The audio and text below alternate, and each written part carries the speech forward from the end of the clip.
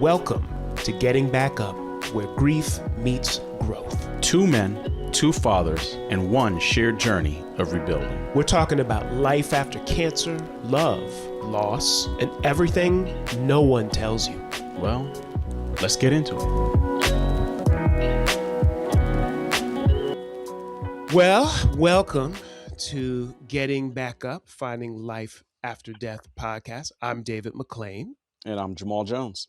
And we are honored to have, unfortunately, our friend in grief in a membership that we did not want to join. However, you all are going to be delighted by our guest, Whitney Lyn Allen. She is on the screen. I think you all can see her. Yeah. Whitney, just incredible. We've seen so much from her out in this space, all that she is doing for so many. We need to pull her in and have her talk to you guys. Yeah. I think this was one where we've been, I think we came across Whitney a while ago. Yeah. And then decided to reach out, and a little bit of phone tag and calendar magic finally happened, and we were able to finally get her on the show. And I think this is one where, like, we talk about this so much from our perspective of loss, and we've had Melody on, and she could talk about it from another woman's perspective, female perspective. But then, the thing we found that we felt like we had in common with Whitney was telling the story, right? Being open to talking about it, telling the story, and, finding a way to help other people through it. So, Whitney, welcome. We're excited to have you so on. Glad to see you. And it's so funny because we see you so much in your recent commercials, like, man, yeah, we're going to talk to Whitney, aren't we? I know. Oh my God. What's so funny about that is like so many people, I don't watch that much, cable TV. So I've only seen it once. So really? Other people tell me they've seen it and I've only seen it once, but it's always awesome when people message me and say they saw it. So thank you for that. Yeah. That's cool. I don't know that I'd be that humble. I would possibly be watching it all the time myself. It's possible that I'd be, looking at it, sending it to my friends and family, checking it out. Yeah, see my commercial? So. Yeah, you saw it, right? Yeah, exactly. You saw my hair, right? You saw how So that's the way I would do it. So Whitney, I wanted to kind of start. We wanted to start kind of from the beginning as it relates to what you've gone through and continue to.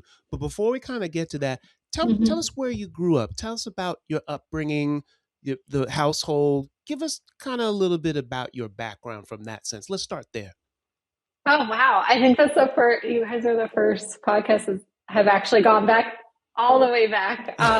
So, all right. So here we go. I grew up right outside of Philadelphia. They call it the Main Line. I'm the oldest of four girls. So very busy household for me, and my youngest sister is only 5 years. So it was like basically a year and a half between all of us. I had a pretty normal upbringing. Just obviously involved with all the activities, right? All the sports. I always loved writing, which obviously that will become a huge part of my life later on. I obviously would never have imagined in what way.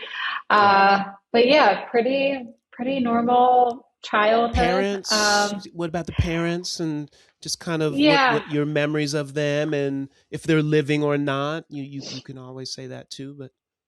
Yeah, my parents are living. So my dad is a lawyer and my mom's a paralegal. They were together for a long time, like 25 years. They're divorced now, but I was already out of the house by the time they got divorced. So yeah, I grew up watching the Stock Channel and hearing a lot about law, and I think Maria Bartiromo was like one of the only anchors that I really knew. We didn't watch like the things that typical parents watch, like the Today Show. I watched the stock market. That's just funny. And I don't even know anything about it. It was just always in the background of my household. But my dad's an entrepreneur. He owned his own title company. He did personal injury. it's pretty much, I became a lawyer because I really didn't, it was like I finished college, I went to Syracuse undergrad, I got into the communication school because I knew in some way, again, that like writing, journalism thing, I always had a passion, something in that vein. And I loved reading and writing.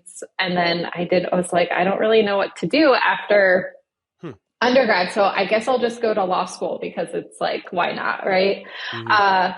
So kind of just honestly fell into it, and I'm good at the reading and writing, not so much the math, but I did pretty well in undergrad and law school, took the bar. And then my first job after passing the bar was in medical malpractice defense. So I did that for around a decade until everything happened with my husband, Ryan. So that's like the long and short of, my young adulthood and childhood. And I think that's interesting about your background because there's clearly this nurturing side in you, and that means so much now through all that you and your family, your children have gone through. Because I also thought about it, your training as it relates to what happened to your late husband, and just when we started to have the idea of the conversation, the kind of the pre-conversation we had with you, I was always thinking about where does her training in the medical malpractice, this nurturing side of her, where does that come in trying to provide the best care for your late husband, all that he was going through? Is there, did you want to explain that period, that time period and what was going on, and maybe where your training and nurturing kind of the crossroads met in that kind of process? Yeah, sure. So for those that don't know what happened to my late husband, on October 14th, 2021, he got a bee sting and then went into anaphylaxis, and that caused cardiac arrest, which then caused a brain injury. They were able to revive him, but he suffered a catastrophic brain injury, which we really didn't know the extent of the damage, just how the brain works and how it settles after that huge catastrophic event until about 5 months later. So in that time period, he was in the ICU for 2 months, and then in an acute care facility, then in a brain rehab. So to answer your question in terms of how my legal background as a medical malpractice attorney it was implemented into that time period, I would say it's almost like too much, right? And I was very much involved with his care, especially when, in the ICU, I was there for rounds. They let me participate in those. And I was grateful because I guess I didn't understand how much, because you're reading thousands of pages of medical records throughout your career, and you have to really become very good at understanding medical jargon and interpreting medical records. So I became very good at that stuff. So I understood, even though most of my cases were not brain injuries, I could still understand a lot of what the doctors were talking about in terms of like blood tests and antibiotics and this and that. And your brain also, when you're involved in that field for so long, it just learns how to work in that way, to understand the medical aspects. So that behooved me so much. I was able to understand a lot more than the rest of my family. So to be able to explain to them some of the things that they might not have understood. So, and I was able to ask questions, which if you don't really understand what's going on, it's hard to ask the right questions to get the answers that you actually want. How was that perceived? The kind of consultation with the doctors, were you seen as a compliment to what they were doing, or did you have to kind of break glass at times and it was uncomfortable? Talk about that.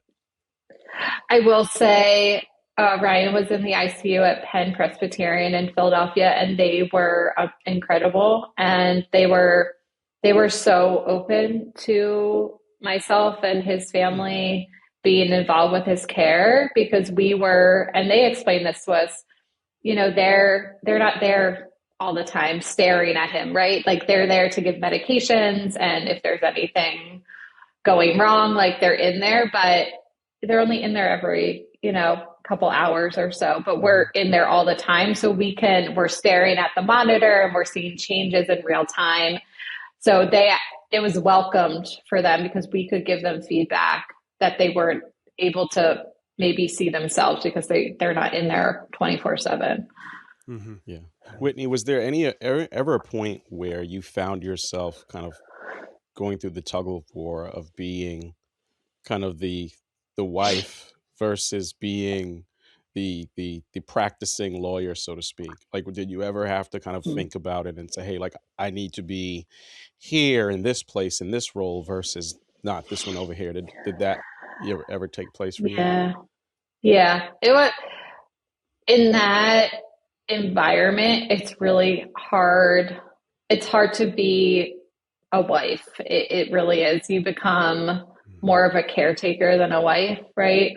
I mean, obviously there were moments, because, you know, Ryan couldn't do anything for himself. Like he needed somebody to wash his face and brush his hair. Like that became the thing that I did every day. You know, that's like the nurturing part, but then everything else, how I feel like I took care of him the most was making sure that he was getting the care that he needed. And people don't understand how much is involved when somebody is admitted into the hospital and having to transfer to different medical facilities, especially rehab. You know, you're talking to insurance, you're talking to social workers, you're talking to the medical team. Like so much, they're calling you even when you're home about meetings, and they're scheduling things. Like it's very involved. So it was really hard just to be at the hospital being a wife. It was actually a very small percentage of the time. So I found myself having to pause and having to remind myself to take those moments because it was hard to do that. Yeah. That reminds me definitely of, you know, especially once, you know, my late wife Janice came home, you know, because again, she passed in the home. And, you know, for 30 days, I was kind of not just husband, I was project manager, calendar manager, you know, coordinator, like all these different roles. And you're right, like you then have to find yourself. And sometimes you feel like it's at the point, at least for me, the points when I actually thought to, oh man, like I have to be a husband right now. It was at the end of the day, and a father, right? It was at the end of the day, I'm already exhausted from being exhausted, right? And like you have there's only but so much left you have. So then it is you're on for every other aspect of this journey, of this experience, and then you have to you do have to remind yourself to step back into that other role. Whitney, what was your support group like at that time? Who was present? Yeah, during that time there was a lot of support in like the 5-6 months after Ryan's accident. You know, his police community, he was a canine officer, so they were very tight knit community. So, and his police department, obviously his family, his mom and sister were very involved in his extended family. So I did have a lot of support during that time period. Obviously, my family as well. And so, I guess also too during that period of time, did people find it comfortable to have the conversation about what's next, what's going on, or did you kind of find this comfort and also the right words that people were saying during that time? So what about that support system? Were they the support in the sense of they knew what to say or not say to you at that time? Yeah, it's a good question. I think it's so hard. I don't think people know what to say. What was really helpful is the practical stuff, the meals and, even the meals, the physical meals that were delivered, like that became a lot too, because you only have so much room, right, in your fridge and your freezer.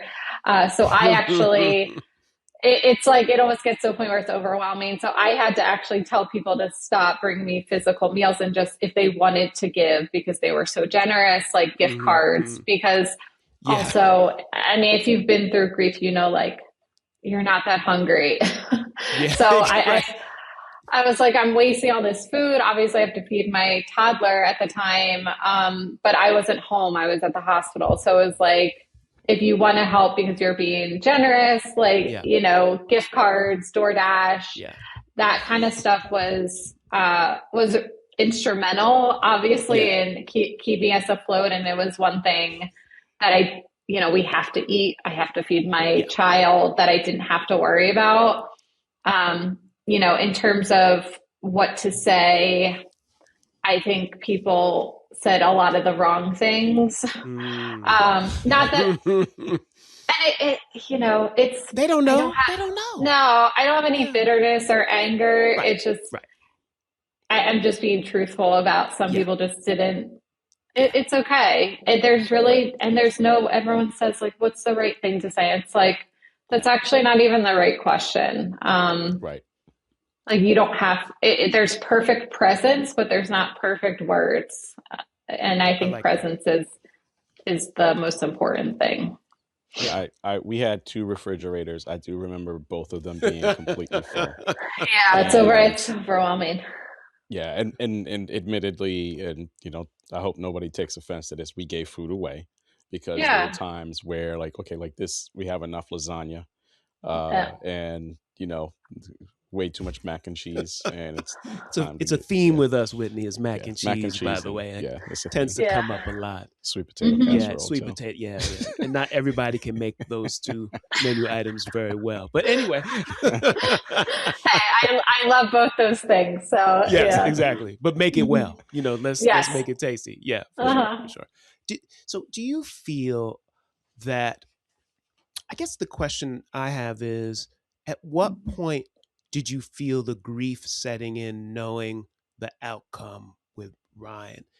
Not only for you, let's start with you first, because you're carrying so much on many levels, the clinical level, the legal level, the maternal level, and then also this legacy of this man that you have been with this time. So when did the grief start setting in for you, and you knew, oh boy, all right, I'm gonna have to be prepared as I go on and move forward with this?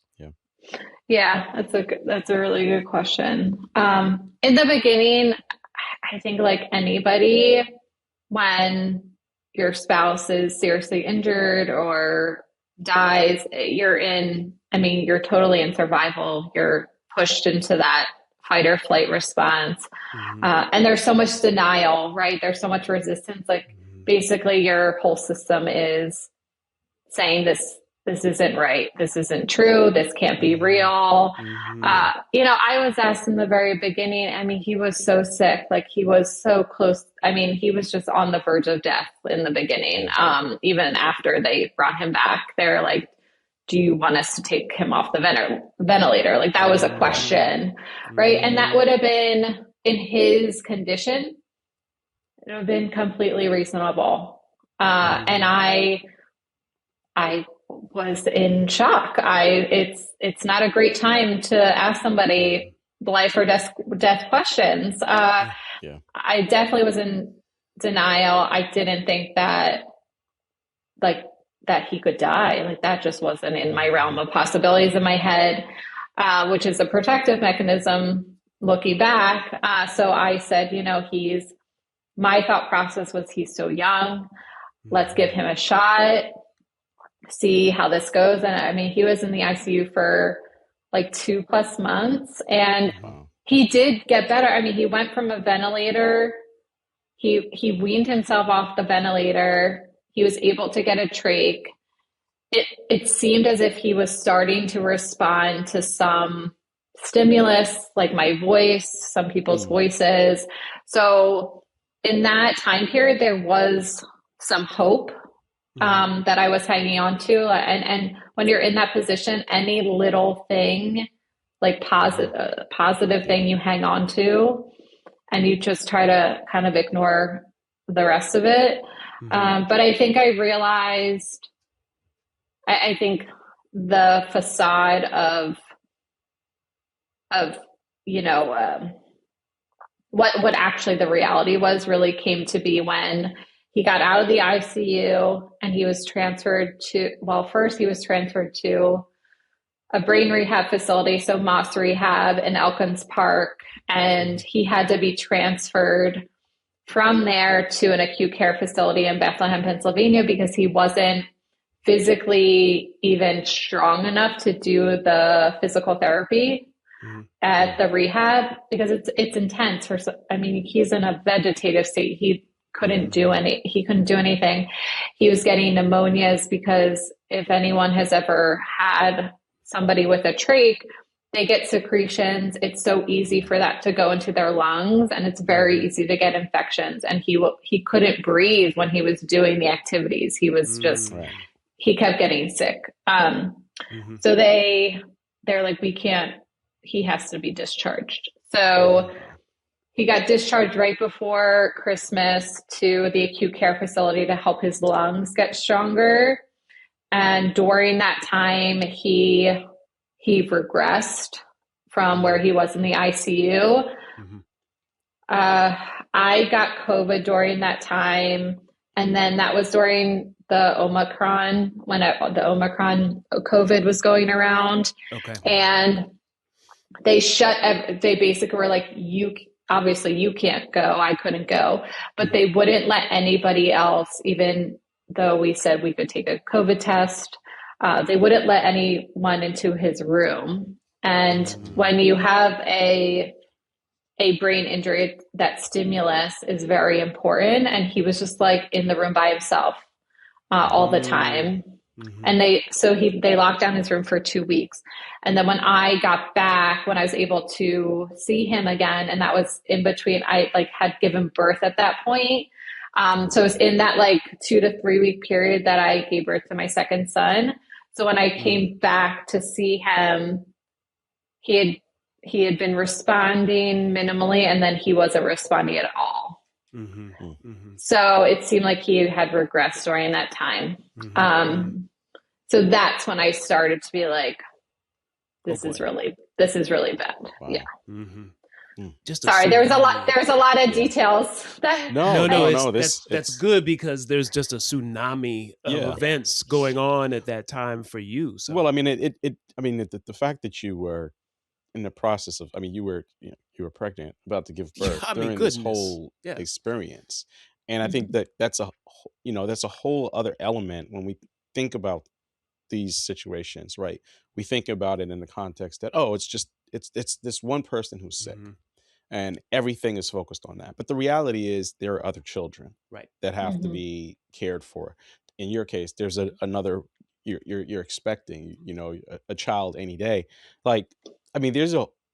It presents the whole other complexity and reality of the complexities of loss and losing somebody, that it is so much focused on then, but so much else is going on in the family, in everybody's individual lives, that still has to find a way to continue to keep going, right? There's other pieces of it that you've still got to find energy to pay attention to. And I don't think that that's often, we talked about it early when we started our journey, was like this element of this feeling of well, but what about me? I still have to go to work, or I still have to take care. There's that other piece of it that kind of comes into play, and it feels and sounds selfish. It sounds selfish for me right now to even say, what about me, as I think back to when, Janice was sick. But what about everything? What about you? Everything else. So, and Whitney, for you, it's the focus should be on birth, right, new life, the expansion of the family. So I guess in your mind, you had to play with that duality of, yes, we're excited about birth, but then we have to consider death all at the same time. Yeah. But what you were saying, I don't think a lot of people talk about that part because I think for other people, who haven't gone through it, they can't possibly understand that concept of like how heavy it is for the caregiver and the person Mm. experiencing and going through that part of the Mm-hmm. process, Mm-hmm. and it did feel really isolating and lonely when, especially as like a pregnant person, and like no, you are not anyone's priority, right? Yeah. I remember I was having contractions like in the ICU, and like it was an afterthought. Like they, what I'm like, no, and then not the doctors there, obviously, but I'm just saying, and I won't name many people, but it was like it became so, it was so clear I was not the concern, Wow. right? And that it sucks. Like obviously that was the reality, right? I'm pregnant. Like Brian was in the ICU, obviously a little bit more imminent there, but it really does. It's like, but I need someone to take care of me. Like I'm in a vulnerable place. And unfortunately, widows and widowers, when they're going through that, they become the totem of like strength for everybody else, even though they're the ones they're carrying the most, because they are the closest to their spouse, right? And they're the ones having to carry a lot more than everyone else. Like everyone else can kind of go to their own homes and escape it. You can't escape it at all.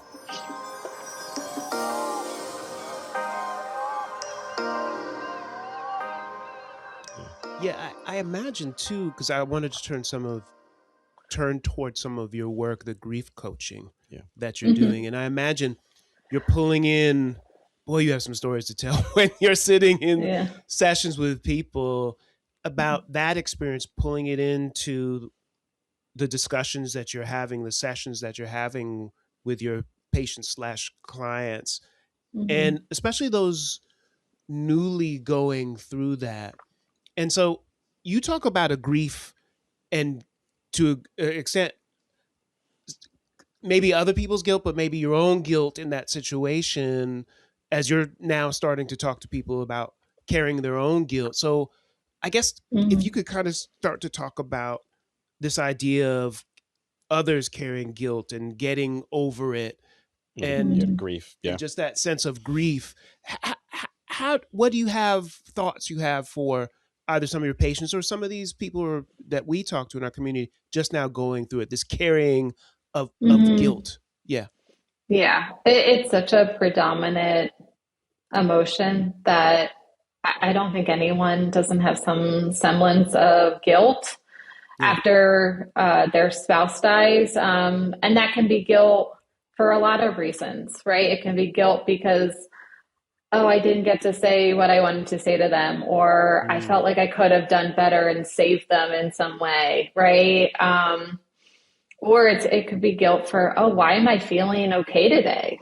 Right? Like, why am I feeling like I'm okay today and I smiled today? That it can be guilt for a semblance of normalcy, right? So there's a lot of different layers of guilt that people can feel. And typically it's not just one, it can be, there are many, many layers there. And guilt, especially if it's one of those circumstances where you're looking back and trying to change a story that's been written, it's because in grief, when we lose somebody we love, we feel like we lose a lot of control and stability and predictability in our lives. And looking in the past to try to change something makes us feel more powerful and in control. But what it does is it takes us away. It's a coping mechanism. It's a distraction. It's a maladaptive coping mechanism because it doesn't put us in our present moment, which although it sucks, right? The reality is really hard and painful. We have to be in that in order to start taking tangible steps forward. If we're continuously looking back and obsessing and ruminating over things that we feel like we can change, but we really can't, it just keeps us stuck. So I think and people don't realize because they're looking for external things to be like, okay, now you can move forward, or now you can now you can start feeling joy again, release the guilt. And people don't realize it's nothing external that's going to do that for them, right? It's not a light switch that's going to go off. You have to give yourself permission to release the guilt. Like, I'm not going to feel that anymore, right? And I think the thing that I try to work on with clients is first being aware that that's what's happening, right? Bringing awareness to it. Don't ignore it. When something is coming up, a feeling, emotion, an experience, it means that it's begging for you to pay attention to it, right? It's like knocking on your door, being like, hey, I'm here. You have to pay attention to me. And if you don't pay attention to it, and if you don't lean into that, it's just going to continue to pop up again and again and again. It's going to become like that thing for you that keeps you stuck. So things that, and it's hard because it involves having to get very uncomfortable, right? Digging into the guilt. What am I guilty about? Should I write a letter to my spouse because of the things I didn't get to say? Like all the things that you might be avoiding, you're going to have to actually face head on. So, guilt is very much trying to control a very scary, uncontrollable environment. But what that does is it inevitably keeps you stuck if you don't truly face what's going on there. One of the things that, I mean, you touched on it a little bit in your kind of answer around kind of the guilt piece, as you think about just the different types of emotions that everybody experiences dealing with loss, from general numbness to constant tears to something that sometimes you think it's normal in between. But like, how do you help? What do you talk to your clients about, your clients around managing the range of emotions and understanding which ones are healthy, which ones are normal, or it could all be normal and healthy. But what's the most important thing for you to help listeners or your clients understand about the varying range of emotions? Yeah, it's very much what I just described about guilt, because that is guilt's an emotion, right? There's energy to guilt as anger and pain and fear, all those things. And if you don't find a way to process that, and I know people they're like, what does that mean? And it's because it's such a clinical term. And by processing it, I think what makes sense to most people is, can you sit with it, right? Can you be with that very uncomfortable emotion, no matter what it is, and try to use coping mechanisms that don't make you shove it down or put it in a box or distract yourself away from it. Can you be with it? And what that does is it teaches your nervous system that's dysregulated that I am safe in this very uncomfortable emotion and this feeling and this experience. So over time, you're not going into fight or flight every time you feel anxious, right? Or you think, or you hear a song that reminds you of the person that you lost, and you just, you have to call it a day, right? Yeah. You're like, okay, I'm feeling really sad right now. So again, bringing awareness to that experience. What do I need to do right now? What do I need? Do I need a good cry? Do I need to walk? Do I need to meditate? Do I need to take a nap? Do I need to journal? Finding whatever modalities, things that work for you to express and release that emotion. And again, leaning into it, filling up with it like you're a vessel, instead of trying to push it away. So really kind of prescribing this routine to people. What's your outlet? Find that. Go to that place. Then you'll move along or move forward incrementally by doing that. Yeah. Yeah. Do you, and in those, when you're speaking to clients, do you also uncover historical trauma they've had that goes maybe, you're nodding your head.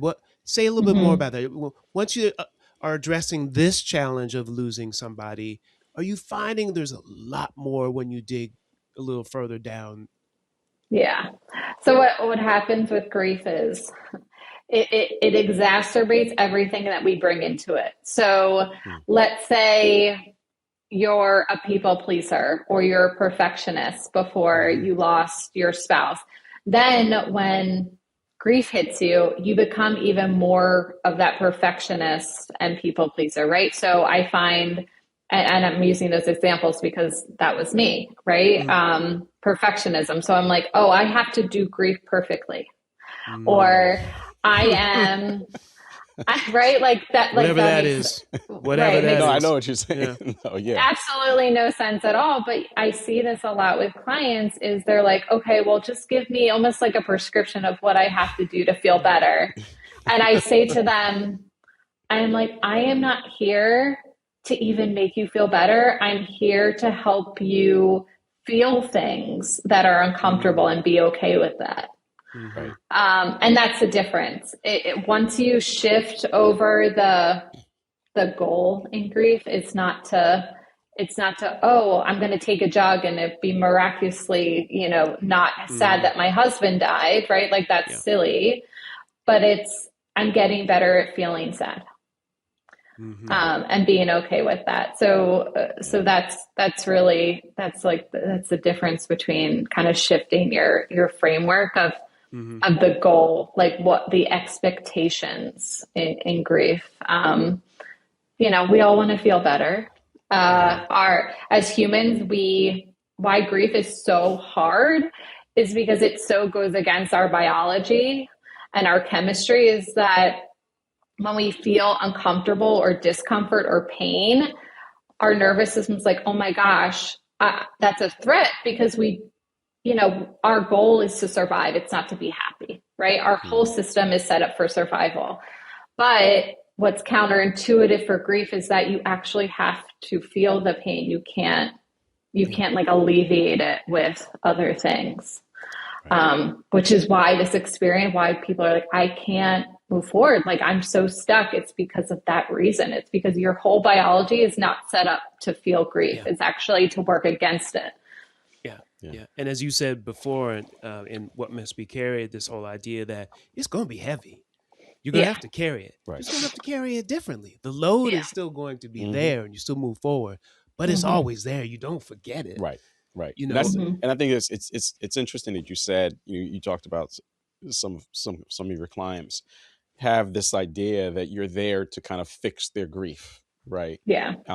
But it helps. I mean, that gets into this other idea of like, what does, kind of effectively managing grief look like? But then also, what does it look like to to start that next step, to start finding this new identity of who you are and how you should be through the grief. I won't say beyond the grief because the grief is going to be there, like we talked about. But like, what does your identity look like? So I mean, I think, as you think about that and you talk about, that prescription, there is no prescription. There is no perfect process for everybody. There's no magic pill. There's no magic pill that you could take, sleep, depression, all the other, you could take pills for those things. Those are symptoms.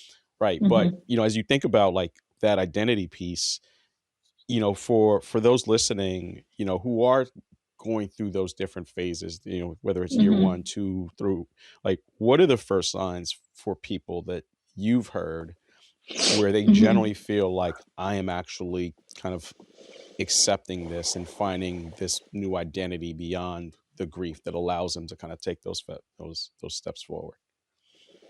Yeah, I love that question. When I hear my clients saying, I tried this new thing, or I was able to let some joy in today, or tonight wasn't so bad, right? It's those incremental shifts over time. It's not a light switch, but those little glimpses of life coming back online, right? And it's so subtle that if you didn't talk to people that were in grief all the time, you probably wouldn't even pick up on it. But you really can tell when people are like, oh, just today I cried all day and I couldn't get out of bed and I couldn't even get up to take a shower. And then it was, the little shifts, like I made my bed this morning and got dressed, right? Mm-hmm. Little things over time is what makes the biggest difference. And the things that I work on with my clients, I mean, there's different levels, but if you're early on in grief, the first thing I'm thinking about is basic care. It sounds so trivial, but how are you going to grieve if you're like not even sleeping and you're not eating enough and you're not hydrating, not getting some sort of movement in your day, sunlight? Like, these things are so fundamental, but they make the biggest difference. Like, how are you going to process and take on these big picture things in grief if you're getting like 2 hours of sleep a night? Like you can't. So it sounds really silly. And I think, again, people want an easy fix. So they're like, okay, let's dig into the big stuff. And I'm like, no, like you need to be able to sleep first. Like, let's get your sleep online. Cause we all know if we're not eating, sleeping, we're drinking too much alcohol, we're eating poorly, we feel like crap, and so it's, how can you make the situation that you're trying to work through? Yeah. 100%. It just, you're fighting a battle that just, it doesn't have a good foundation yet. Yeah. So it's funny that you talked about, kind of the incremental. I thinking back to, my experience with, when Janice was sick, I remember, I was in Austin at the time, and Movember was a big thing with men with their beards and all of that. So I had started growing out my beard probably around the time when she got sick. And then there was a part of me where I became attached to my beard and my hair was kind of growing out. And there was a part I keep thinking of Leonardo DiCaprio, and I cannot remember the name of the movie where he was like stuck in the wilderness and he was just very disheveled. The Covenant? It might have been The Covenant. Like I can't remember. Yeah, but like my hair, in my head, it represented like the wilderness of emotions that I had. Yeah. And I wasn't willing, my friends would, and I kept it trimmed and groomed. But there was a part of it where it truly did represent for me, like the emotional space that I was in. That was the identity. That was the identity. That was the physical. That was the physical place that I was in. And I remember one day after she passed away, and, I finally got to that point. You talk about the incremental step, and I kind of went into, I've been cutting my hair since I was 14 years old. I haven't been a barber more than like once or twice. And I go into the kitchen. I mean, I go into the bathroom and I'm looking at myself and I was like, this isn't how I feel anymore.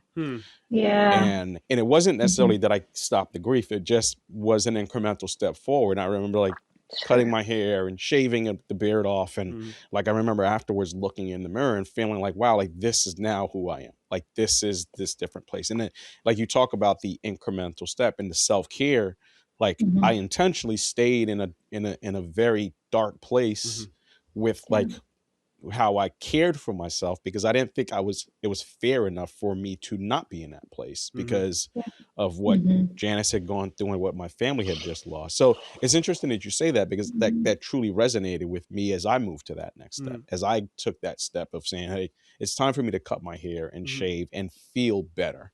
It's okay to do that. And I think that's important. Feel almost normal again. Almost, right? Yeah. Whitney, do you feel, did you kind of set up that structure for you when you think back to your late husband and having given birth, and then there's so much that you had to do?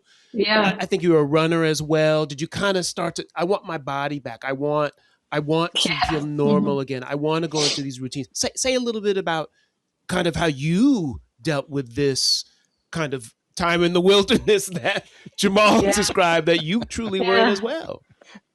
Yeah. Well, thank you for sharing that. I mean, that I think so many people can resonate with something similar. Just the layers, right? And I always love to say, especially my clients, when they're like, when should I clean out my person's clothes? And when do I do this? And I'm like, it's not an emergency, right? Like you kind of know when you're in that transitional phase to be like, okay, now I think I can even think about and not feel like I'm going to throw up trying to do this thing. And it's just like, okay, let's get curious about making these small transitional things. Because again, that identity piece, your reality is a certain way when your person is here, and your reality is very different when they're sick and then when they die.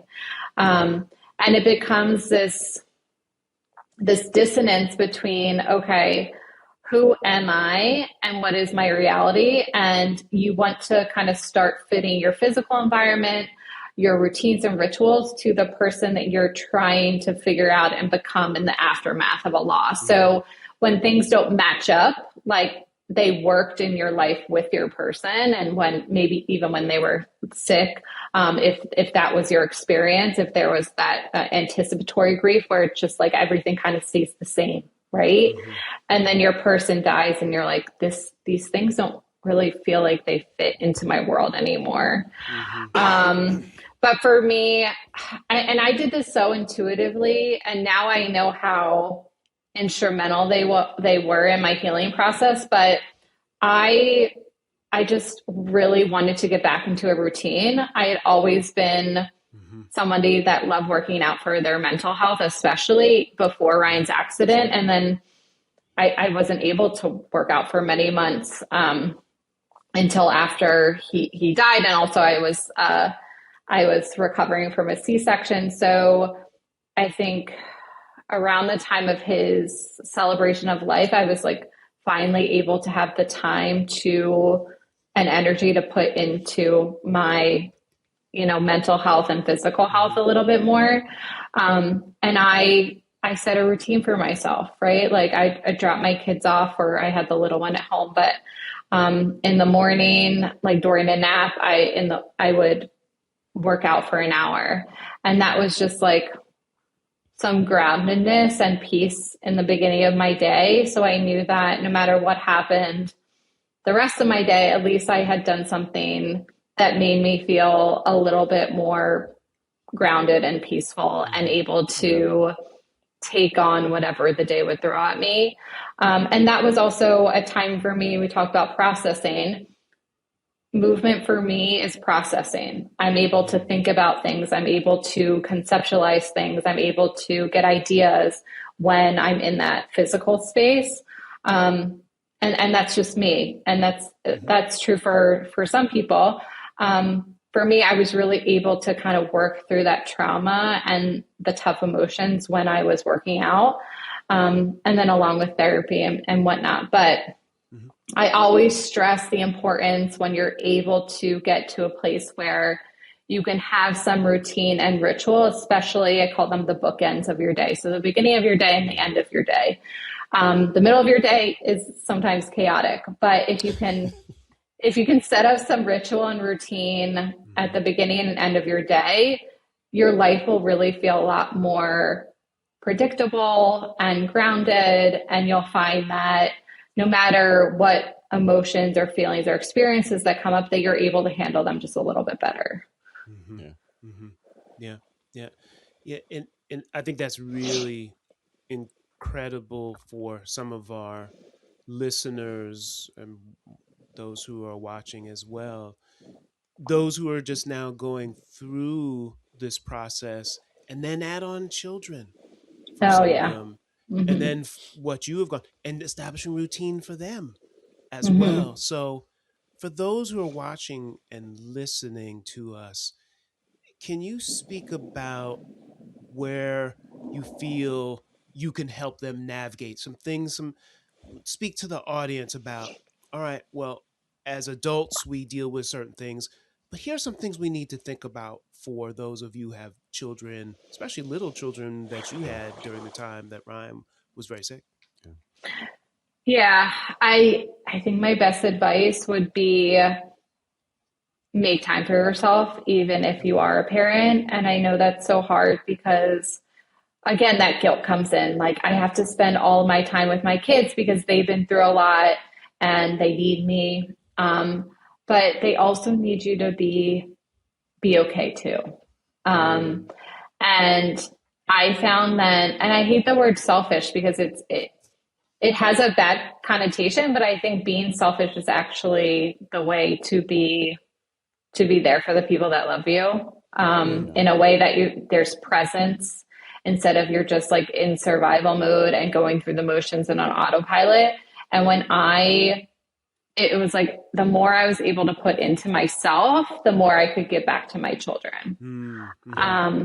And it became like I have to be selfish to be there for them in a way that like they have a mom that's really there.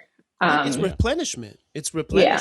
So that you recharge and then you can go again for them, because more and things kind of dealt with differently, and they're growing as well, and they're growing in their resilience or not, or whatever it is. So I mean, I think the other thing too is, I mean, I had so many people tell me during that time when I was going through my early phases of my experience, which you need to do what you need to do to make the kids happy. You got to make the kids happy. You have to, and it was so much focus on that. And I think a lot of pressure. It's a lot of pressure. One, like I'm just trying to be sane myself. But then it's important for what you just said, Whitney, which was being able to be and being okay being selfish to go and find time to bring joy to yourself, to pay attention to yourself, right? And they always say, I mean, people say it as adults, you hear it all the time. You can't make anybody else happy until you yourself can be happy, right? So like in that moment, it's such a conflicting thing to hear that, oh no, you need to focus on your kids and make sure they're happy. Well, then it goes back to the previous, but what about me, right? Like I have to pay attention to my needs in this moment, what I need, my bandwidth, my energy, like my mental state, before I can even pretend to be in a place to focus on the kids right now. So I think it's important that like yes, you I think it's a balance of like, yes, you do have to like make sure the kids are okay, but you can't do that. Like you say on the plane is you get on the plane and they say put your mask on first, right? If in case of emergency, grab your mask first, and then the kids, right? And I think that's important to think about. I think you overcompensate when, especially as a parent, when you lose a spouse and there are kids involved, because you want to protect your kids, right? And you're like, oh, they have to be happy all the time, right? Like, and if they're not happy, it's like a failure on your part. But the thing is anyone ever always happy? And like, something's wrong, right? And also, like, that's not our job. Is to keep them safe, is to feed them, is to make sure they're bathed and taken care of, but not necessarily that they're always happy, right? I feel like it's more important to show your kids that you're a human and that your happiness isn't always possible, and it's okay to be sad and it's okay to be angry, and how to process those emotions in a productive way. Right. There are times when breath of humanity, right, Whitney? The full breath of humanity. Like we don't want to be teaching our kids to be like Stepford people, right? Like with smiles on their faces through hell, right? Like I feel like I've become more human through this experience. Like I really do talk to I never did baby talk with my kids, and especially this experience have just made me talk to them so almost like little adults. Like I don't sugarcoat anything. I'm just so honest with them, or I'm sarcastic. So they know like life is messy, and I'm just so straight with them. Like some people are supposed to be like, oh my God, you said that to your kids. I'm like, yeah, I said that to my kids because that's how life is. So their feedback to you through this process.